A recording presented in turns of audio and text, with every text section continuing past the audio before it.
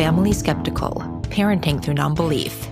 We're a married atheist couple raising two wonderful, strange children. We ask big questions, dissect weird parenting moments, and examine how society ignores or misrepresents families like ours. If you're any stripe of nonbeliever who's involved in raising children, welcome. You are our people. Our kids have heard all our swears, but yours might not have. So be thoughtful if there are young people listening with you. It's been a time, moms. It's been a time for our audience. It's the new year. Oh, gosh. Yes. Happy New Year! For all you people living in the future. For us, when we're recording, it is not yet the new year. We are still in the thick of making the holidays happen. Well, they kind of happen whether we want them to or not, so it's up to us to sort of create some optimal situations. Yes. It's all been a blur. Mm-hmm. But we did make it back to my hometown for my best friend's daughter's bat mitzvah. Indeed. And that was a very quick turnaround. It's the only travel we did this holiday season. Yeah. And I can't really sleep in hotel rooms. I don't know why, but that's a whole thing. But it was lovely. I cried because, I was thinking back to right after she was born, and I went and met her and held her while my friend got to take a shower. And that was like right in the middle of our fertility battles where we didn't know if we'd be able to have kids. Yeah. And she did a beautiful job. It was so cool seeing her like funky group of theater friends.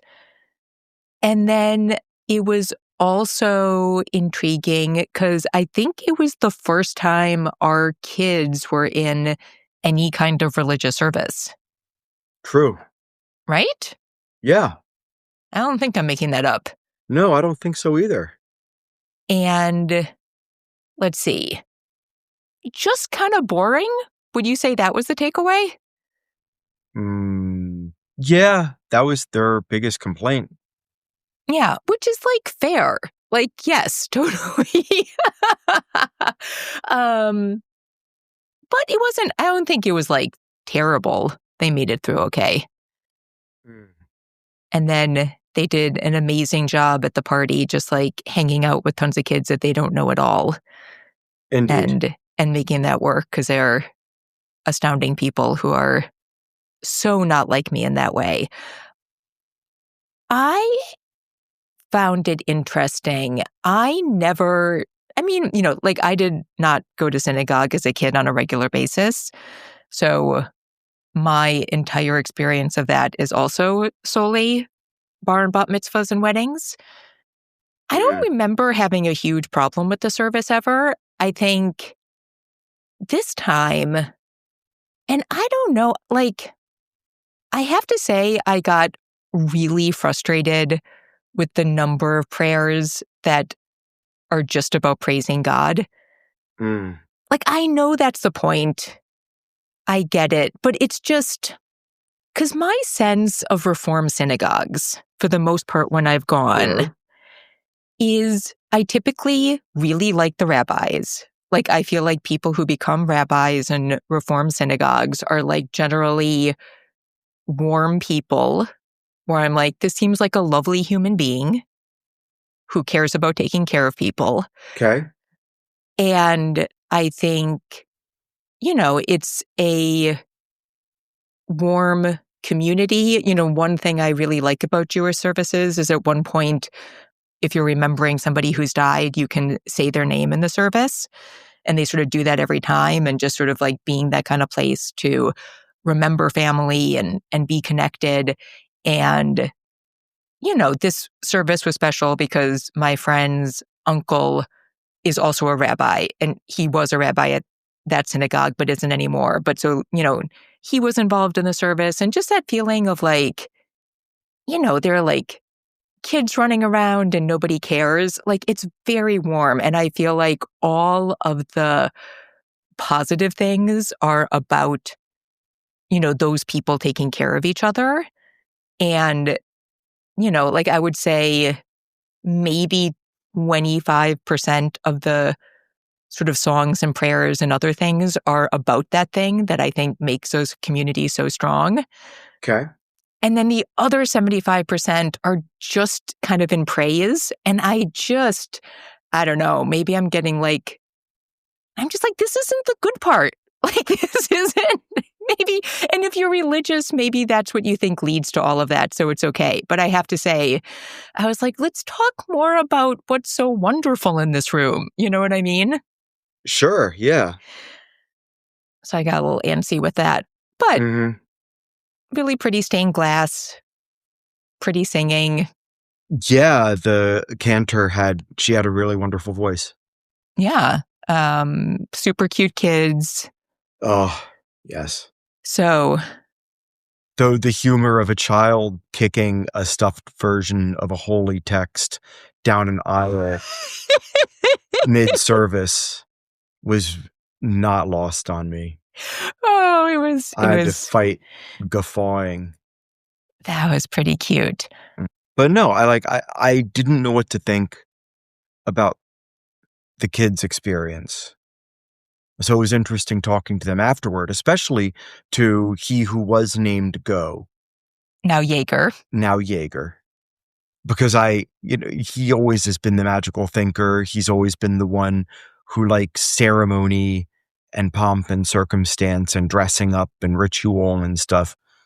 But he was like, yeah, no, this is pretty boring. Yeah. I like the party. He was like, I like the party. It's like, all right, maybe we just gotta, go to a Unitarian Universalist church with a lot of sing-alongs and cookies.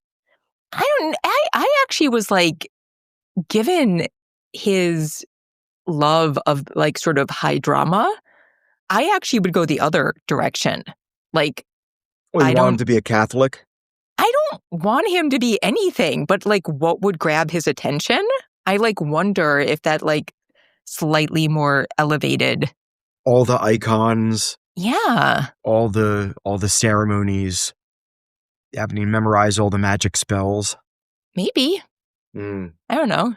Or Dave, have we talked to Jaeger about transubstantiation yet? We must have. Yeah. Oh, yeah. For sure. Do you think that when presented with the need to believe transubstantiation, do you think that Jaeger would actually continue to go along, or do you think that he would be like, yeah, nah, I'm good, dog? I don't think he would necessarily believe any of it. I'm just like sort of trying to think about what would be grabbing enough to make him intrigued by a service. I do think, like, I don't know, like if you had a rabbi who told one of the more interesting stories very well, like that could be, the thing with a bat mitzvah or a bar mitzvah is it's much more sort of focused on the person joining the community than the particular text being read. Mm-hmm. And so, yeah, I don't know. I mean, there are some rabbis who are really exceptional at that. And if it had been like, one of those more interesting stories told really well, I don't know if it would have been a different experience for him on that level of just sort of being intrigued by what was going on. But yeah, they got their first experience of that under their belt. Yep. Well, see, I think there will likely be another one coming up soon that'll probably be an even sort of more intense, bigger affair. So it'll be interesting to see if their opinion changes in any way with that. True. Well, also, that one will be with my family. And so I don't know, like they met the kids afterwards, but like they don't have a relationship to any of the people who were there at the service. Sure. So I don't know if it'll feel different when they're like with more family that they know. Makes sense. I don't know. It'll be interesting. Yeah, it will be.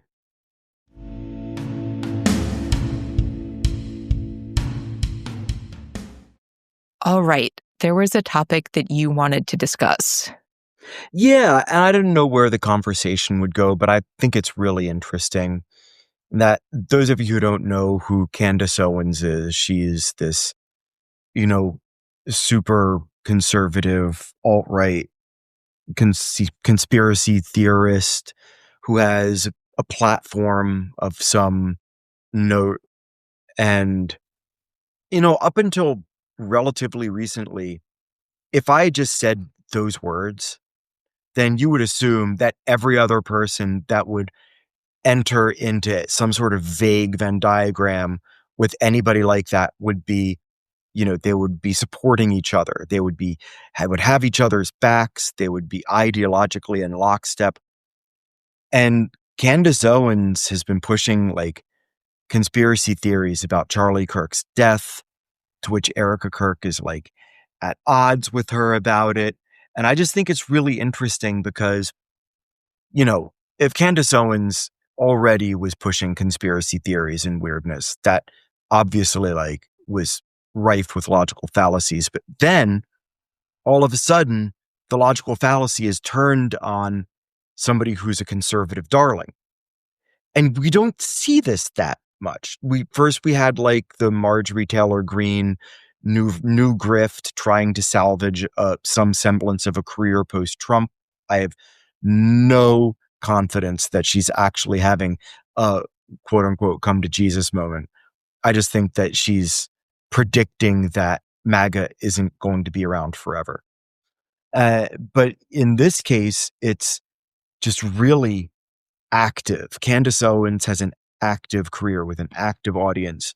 And, Erika Kirk is on this weird, Christian nationalist ascent.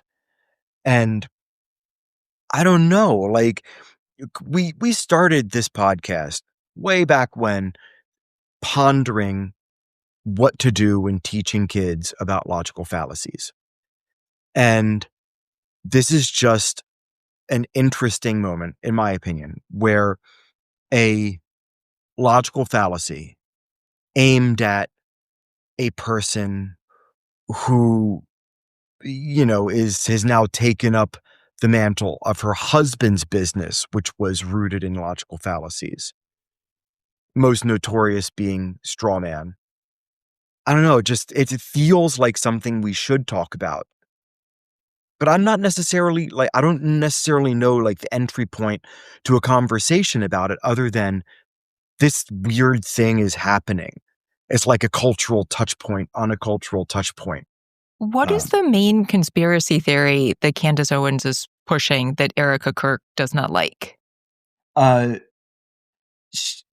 she spoke about this witness who says that he saw Erika Kirk in a restricted place at the event just hours before Charlie was shot. Then Candace said that these claims come from a former special forces operative who identified as only Mitch. Said he saw Erika Kirk with Charlie Kirk's head of security at a military base in Arizona. And Candace Owens said this was like this eyewitness account. She shared this eyewitness account on her show, that it wasn't this official finding, right? Mm-hmm. There's no confirmation from police or any sort of like federal agencies about this.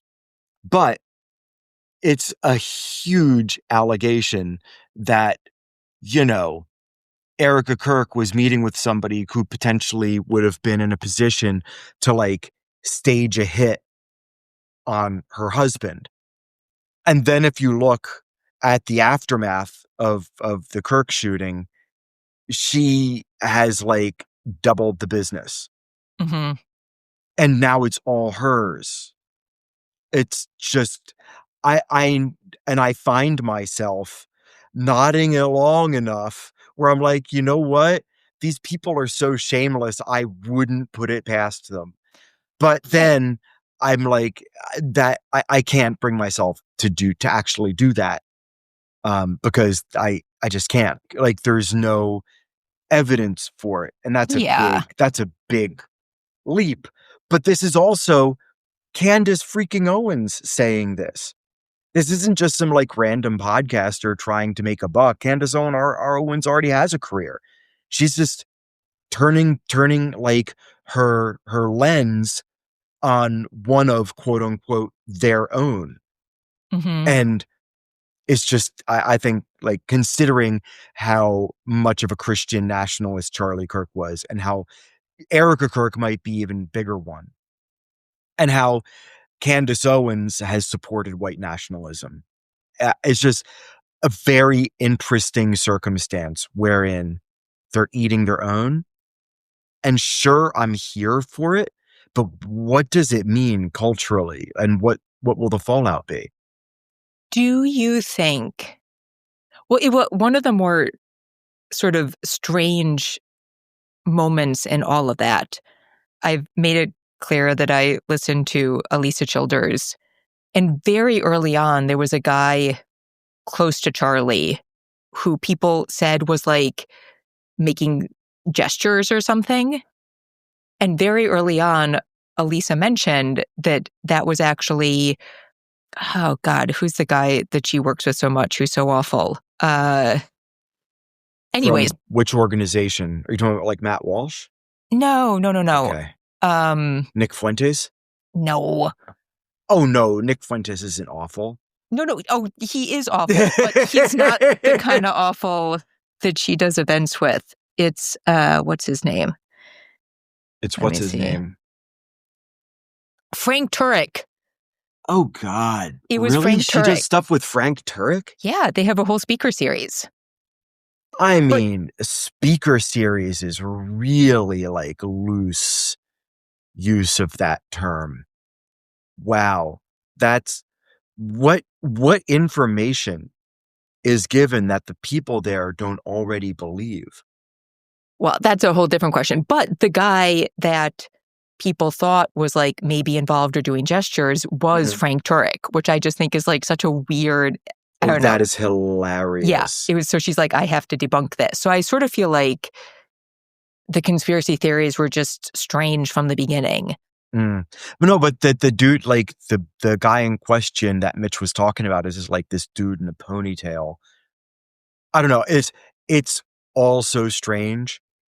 And it's just like weird, fallacious stuff coming from people who already do weird, fallacious stuff, thus elevating this weird, fallacious stuff to like this whole new weird, fallacious level, I thought was worth it on a podcast about skepticism. Well, I think Even it if, just shows that, like, if you're willing to come to conclusions without evidence, yep, like, that can break a lot of different ways. sure. Because, And it was a big moment. Like, I guess it kind of makes sense that somebody who already thinks that way would see this big event and say, oh, it's a big event. There must be a big whatnot behind it all. I don't know. Yeah. Like I don't think that way. At least I don't think I think that way. So I don't know how you get to, oh, like it's the same thing as like, oh, 9/11, of course it was an inside job. Right? Yeah. Like, how do you, like, I don't know how you get there. Just sometimes bad stuff happens and people are shitty and people have broken brains and they do shitty things. And it just, like, it is what it is and the universe doesn't care. And we're one planet.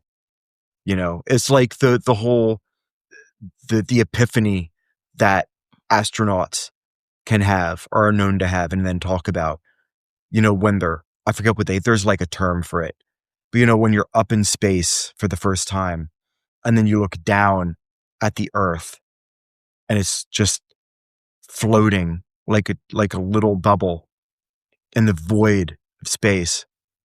And you realize how alone and lonely the planet is and how all of the wars and hardship and joys and triumphs, they're all just contained to this thing that's receding beneath you. And that it just gives you this sense of perspective that is unmatched. Yeah. And I see these things and these people like bickering about this stuff. And it's like, let the people that liked Charlie mourn, right? Mm-hmm. Let the people that disliked Charlie say their piece if he really is this champion of free speech like you claim he is. Honor his legacy by not like jumping on people who are like, you know what, he wasn't good. Yeah.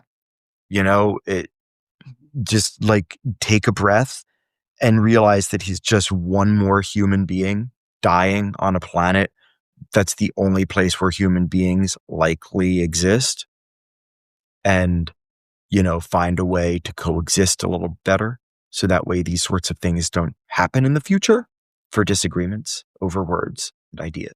Yeah. I mean, it's strange coming from Candace Owens because if it was somebody else, Mm-hmm.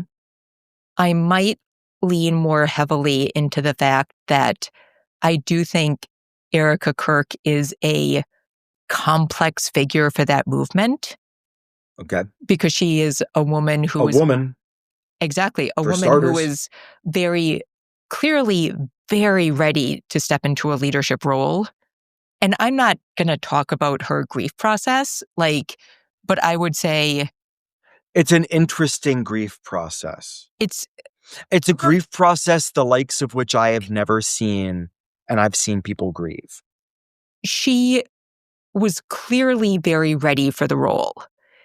And which makes sense given her background, which was doing a lot of interesting jobs. And so she is still talking the same sort of trad wife talking points that other people have, but her whole existence brings up every point that people make about trad wives that, even a woman managing the home manages a huge amount, and tons of people pushing these talking points are extremely gifted businesswomen. And so she is sort of an extreme of that example. And so if it was somebody else, I might say this is a very interesting way to push back against somebody who is sort of ultra complex when it comes to all of these points that conservative Christians are trying to make. Candace Owens I just haven't followed her enough. I don't know if that's really her project in everything. So I don't know. I just don't know. But I think it's going to be the rights relationship to Eric. I'm just how that It all could plays also out is be going to that be interesting. it could also be that Candace Owens is just using the moment to distance herself from that side of MAGA, to give herself a little bit of daylight, like what Marjorie Taylor Greene did, and trying to position herself as being, Independent? I don't know, different, independent, or a little bit more moderate, or less Taliban-like. I don't know. Or I don't know. maybe it just was a really good way to get clicks at a certain moment. It could be that Yeah. simple. Yeah. Grifters got to grift. I don't know. It is... Maybe Erika got offended because somebody was trying to grift off her grief grift. Did you see the speech she gave where she accidentally said grift instead of gift? Yep. Yeah. Paging Dr. Freud. Anywho. These people are just, if they weren't so damaging, they would just be a wonderful parody of everything that we try to warn our children about when it comes to organized religion. Yeah. And dogmatic systems in general.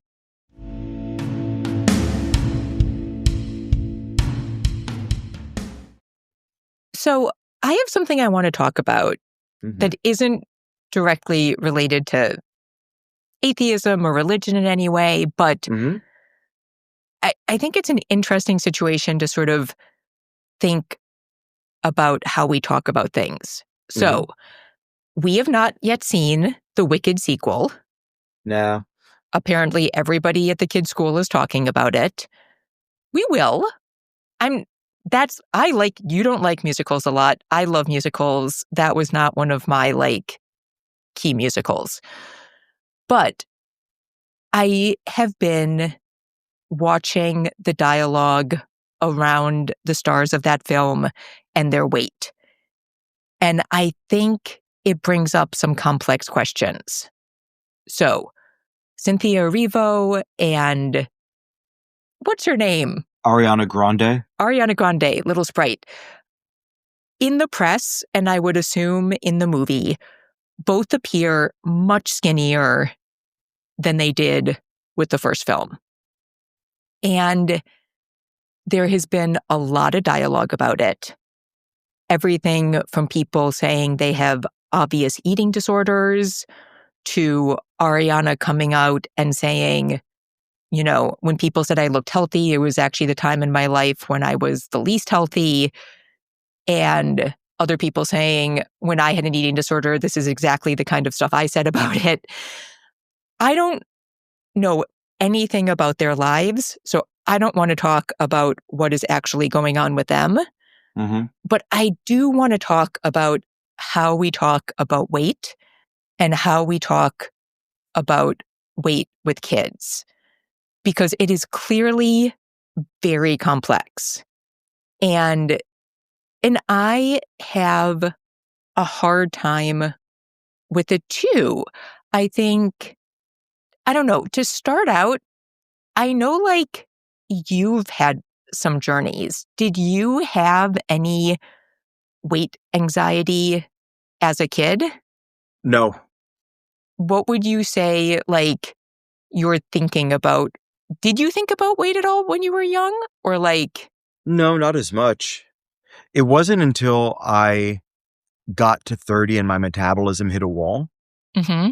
and I really started to gain weight that I became aware of it. And it wasn't until a prospective client that I was trying to enroll and failed. Mm-hmm. When he was asking about how the program would help you with your physical health. And I was talking about all the ways it would. And he says, but you're carrying a little bit of weight, aren't you? And Ugh. yeah, but the thing is yes, I know they're not synonymous.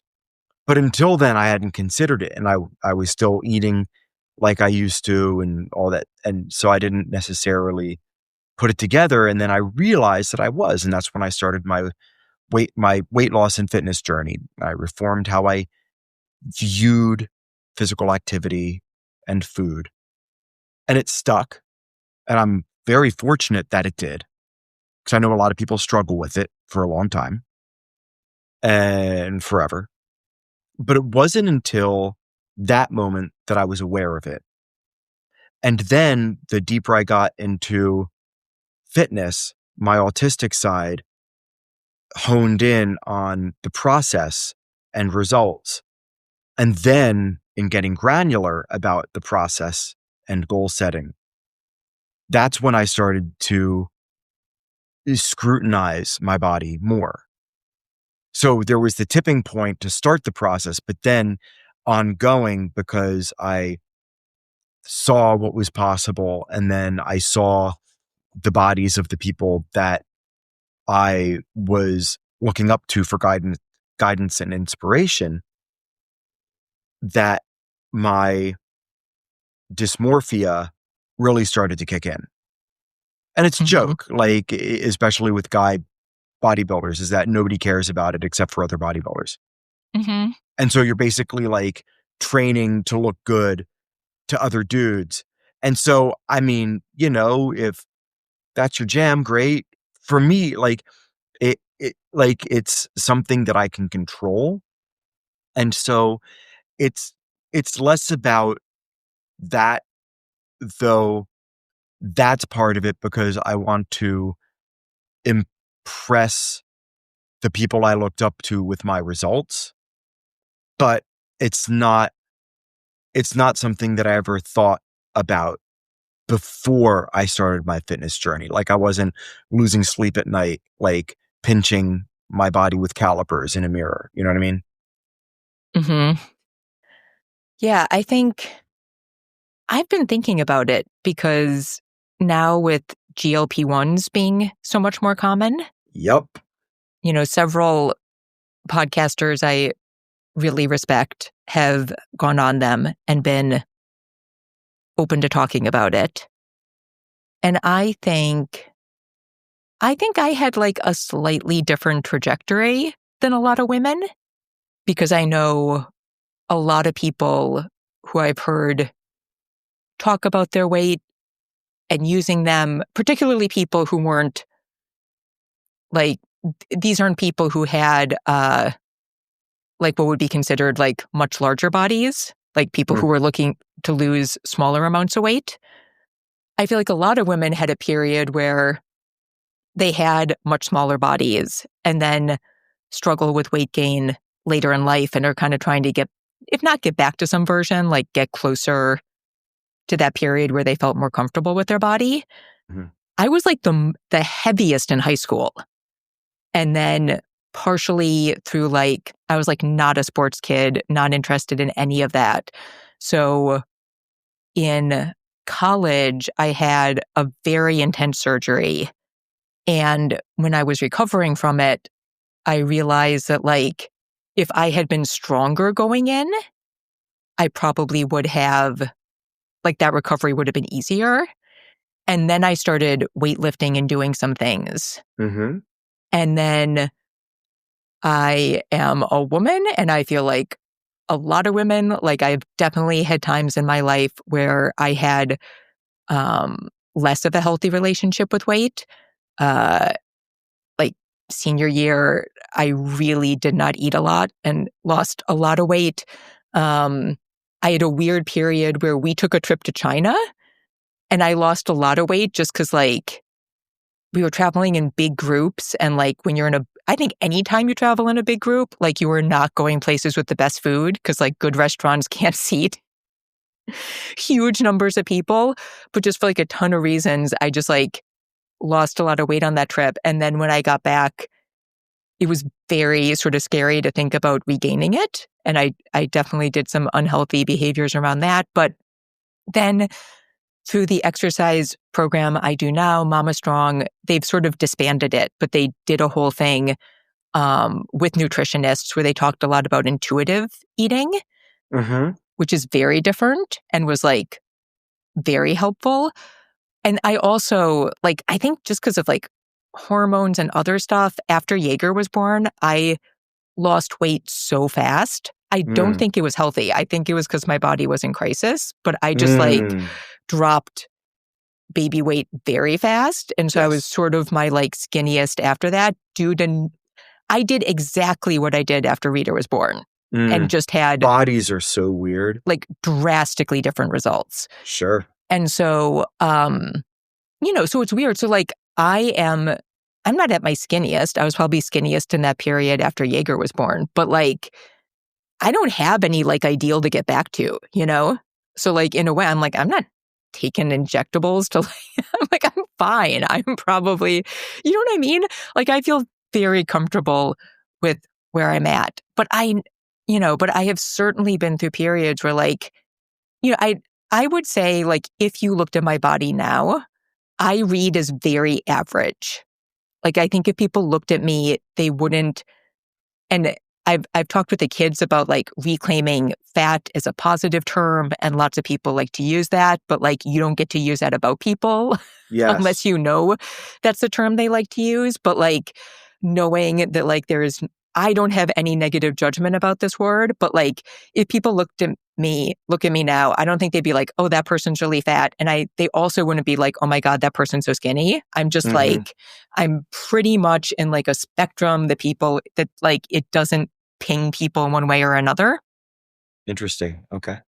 And I was going somewhere. Oh, but I'm like being in that kind of body. Like people don't necessarily know that at other times of my life, I've been a lot bigger. And so people have said things to me, but it's interesting when you realize that like you're in sort of the like non-committal average where people feel like they can say things to you when you've also been in different bodies. So I'm very conscious of the pressures. I think women are still under a lot more pressure, but I do think it's equalizing where men feel a lot of pressure too, certainly more so than when I was growing up. You know what? I blame the Marvel movies. It started to get a lot worse once they started having every actor in a lead role get like a celebrity trainer and go on like 8,000 calorie a day diets with just like chicken and sweet potato and brown rice and broccoli for like 6 months straight to put on 40 pounds of muscle and get down to 10% body fat. It's just absurd. And then you look at what happens with those actors' bodies when they're done the shoot. Most of them just like take their foot off the gas. Like a lot of them stay more physically active than they were, I think. They recognize that if they're under contract, then doing that crazy sprint again will suck. So it's better to maintain as much muscle as you can and to stay at a healthy body weight while you're in between shoots. But yeah, that for like Joe Public trying to cope with looking in the mirror and saying, "Oh, but now every time we go to the movies, my wife sees like, Henry Cavill with this Olympian physique." And it can be disheartening. Yeah. And so I think I would be even more concerned if we were raising daughters, because things I think are still worse for women. But I'm very concerned about it for the I'd kids take a as well. pill if I could. Given my joint issues, I'd take a pill. Yeah. Like, seriously. But so just thinking about the whole dialogue around the movie, I think there's an interesting. So one thing I'll call out. There are two podcasts. One is called Maintenance Phase. The other is called The Burnt Toast, and I'll link to both. And they both do a really good job about talking about weight issues, and I have learned so much from both of them. So a lot of what I say is stuff I learned from those creators. But I think, I've learned a couple of things. Like, one, you can't look at somebody and know if they're healthy. Like, there are some things like where you can know something is going on, but for the most part, it's like very hard, like just from somebody's physique to know whether they're healthy or not. You can have like a very average sized body and actually be dealing with like tons of invisible health stuff. You can have a larger body or like a particularly skinny body and be doing great because like that's how you roll. Also, it is very hard to know whether someone's issues are caused by their body size or if they are having health issues, if their body size is actually caused by the health issues. It's like another thing you just can't know. A lot of people, and you will hear tons of stories of doctors being like, "Oh, we'll deal with that when you deal with your weight," which is like such an awful thing to say because one, often health issues are what's contributing to make it hard to do things to adjust one's weight. And also, we know that diets don't work. So you're basically saying we're never going to help you. I am asking you to do something that we scientifically know, like the majority of the population can't do. And so, it's just like, great. We have evidence that losing weight and keeping it off is just like very difficult. And so I don't get medical treatment until that happens. Fantastic. And so I think it's like very hard to judge any single person, right? And very sort of ill-advised to do so. I also think, I don't know, like, particularly with the Wicked situation, I heard somebody talking about it. And I don't know if there's a place to say, like, we have no way to know what is happening with these women and to judge them. Oh, yeah.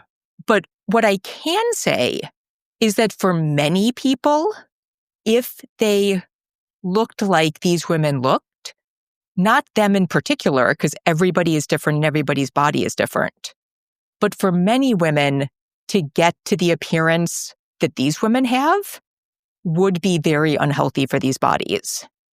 Yes. Because we have gone through periods where fashion has presented images of women that for the vast majority of women would take very unhealthy actions to achieve.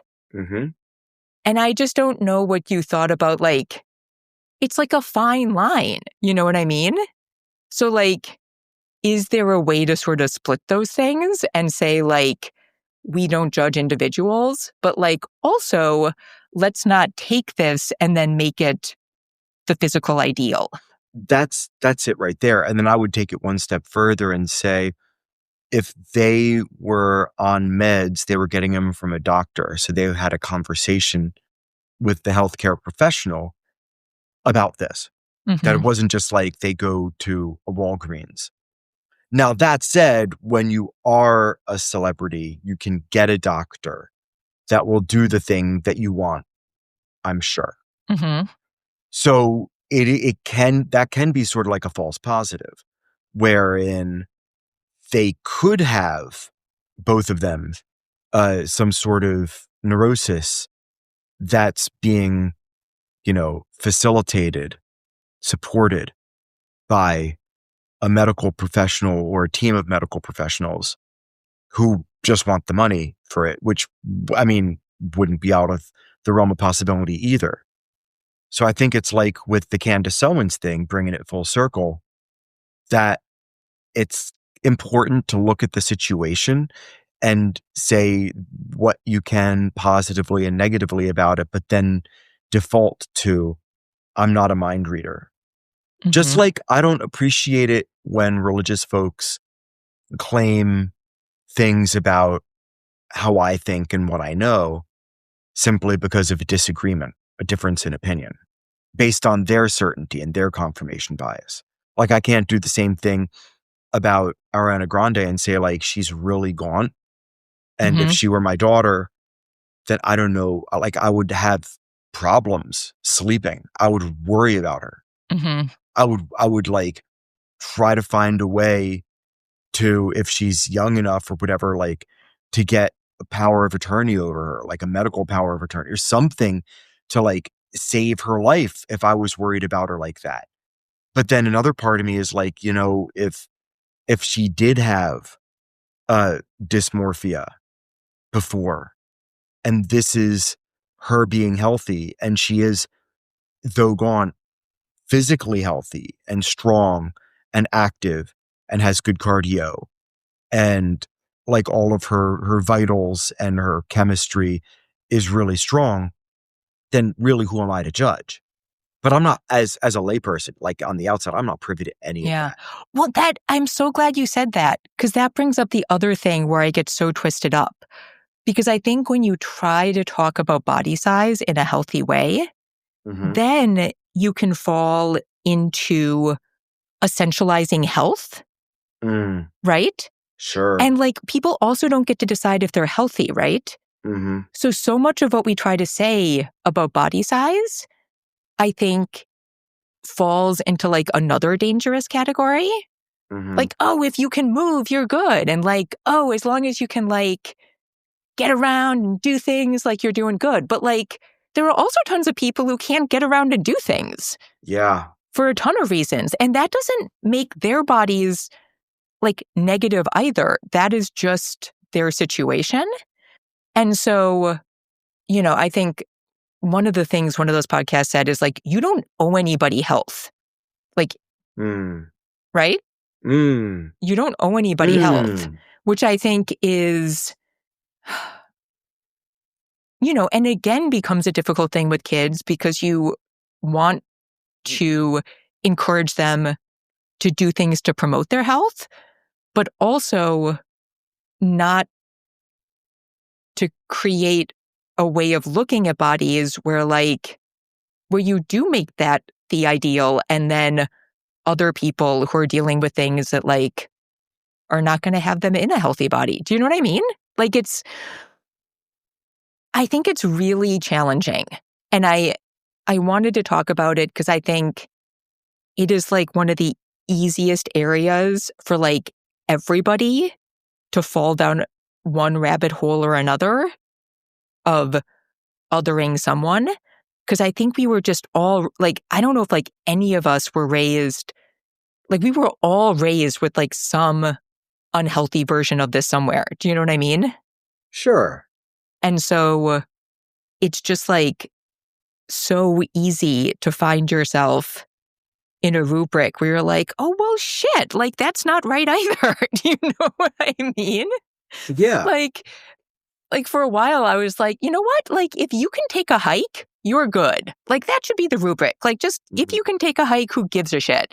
But like, there are tons of people who can't take a hike for so many reasons because of disability and other issues. And like, they're totally valid and doing a great job as well. So like, that's bullshit.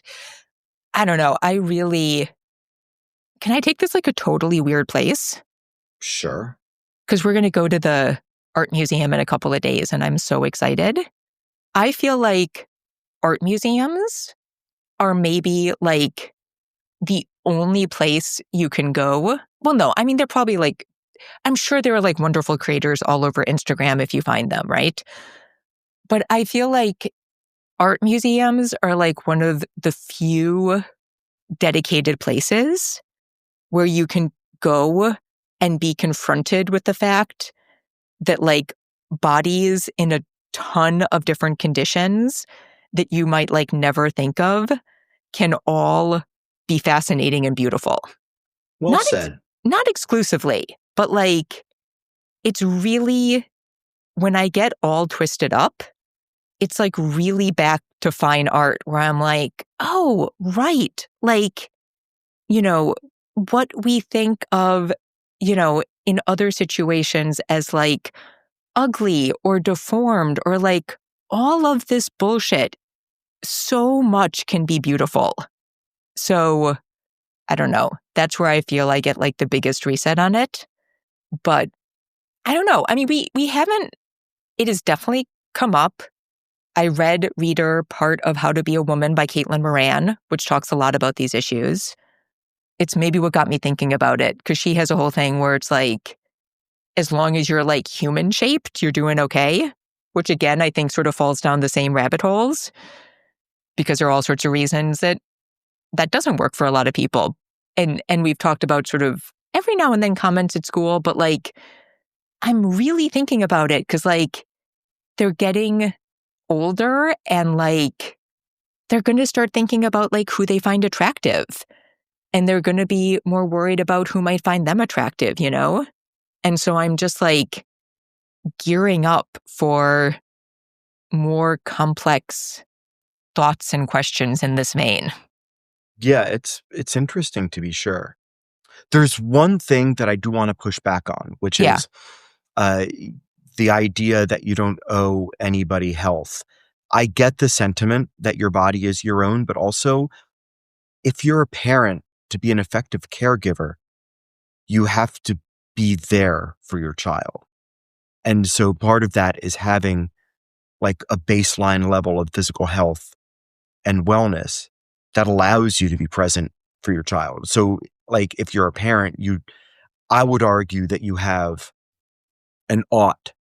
You ought do your best to be as healthy as you can be, not just to be present to help your child survive and grow, but to help your child, like help model good behavior to your child. So that way, when they're on their own, they can flourish as much as they possibly can. But that doesn't mean that there's like this absolute, like you have to get to level 17. Like it's different for every person. So in that regard, you don't owe your story is what I would say. You don't owe anyone your health story. But I think that if you have people in your life who rely on you, like we do as parents, that if you have people in your life who rely on you, then your health is a big part of their life, whether you share the details of the ins and outs of your health and journey with them or not. The end result has to be that you're there as a parent. Yeah, I mean, I get what you're saying, and I would also push back that I know a lot of creators who, people in wheelchairs, right? People who have diagnoses of AIDS that they're managing. Yeah. People that that's not have, pushback. That's agreeing with me. No, like they're managing their AIDS. You're in a wheelchair, but you're not like in a wheelchair and then saying, oh, I can't do anything because like you can And have a life. And I know you what can, you're saying, yeah. but all of these people have talked about people questioning their decisions to have kids. Yeah, that is horrible. You shouldn't. Right? Yeah, that's horrible. For And sure. so I think we just have to be careful because the reason I think it's such a minefield is that whatever you come up with, I just feel like it's an area where things lead to judgment so fast. Mm-hmm. We are so, and I think like part of it is the wellness industry because it's built like it functions. Well, that's how they make their money. Exactly. They're like, here's this image you will on, never achieve. Yeah. Now here's a pill that will make you think you have a chance at achieving it. And so, yeah, it's just based on an idea that like it's all your choice in what you do. But it's and about like, optimization though. Like you can be in a wheelchair and be in like a sports league, right? Like you could have but you can also be in a wheelchair and have other and health issues have other that health make that issues that prevent it impossible. impossible. Right. Right? Like, but still you like from where you are to be there as much as you possibly can and effectively as you can. It's all as you can is the important part. Yeah. So you have a baseline and then you owe it to the child that relies on you to raise that baseline as much as you possibly can. Right. And it's about balance and it's about being kind to yourself and being realistic, but the action that you take is part, like I view that as love. Mm-hmm. Like I'm never going to be able to do things that I used to be able to do. I'll never, ever be able to do things that I see some other people doing. And I've accepted that. At the same time, I do want to be as healthy and strong as I can for as long as I can so I can do things with the kids. Right.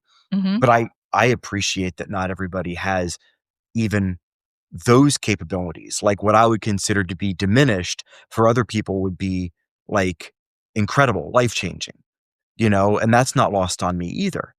It's just that like whatever my baseline is, as my joints start to fail, I have to continuously try to raise it because if I don't, then I fear that I'm going to start make excuses as to why I can't or shouldn't or whatever. And that's a slippery slope because you can justify that based on, your body aging, which it will, Mm-hmm. and it'll fall apart. Doesn't matter how strong you are, like your body will fail. And, it's a refrain that you can start to repeat to yourself. I don't know. It's an interesting conversation. I think we might circle back to this at some point. I want you to keep me filled in on what you talk about with the burnt toast and stuff. And I think just like as a country, with the GLP-1s, we have never been in a place where like, and one, they don't work for everybody. People think they like work for everybody. They don't. But I think we're getting, we had like a little period where body acceptance was more sort of the norm or what people were pushing for. Sure. And now that we have another situation where I think a lot of people are seeing it as like, well, you can just choose to like do this thing and then you'll be smaller. I don't know where it's going to push the conversation. So, or expectations. Yeah. So it's hard. Maybe give another 150 years and then big bodies are going to be all the rage again. But like really big, like 7 feet tall.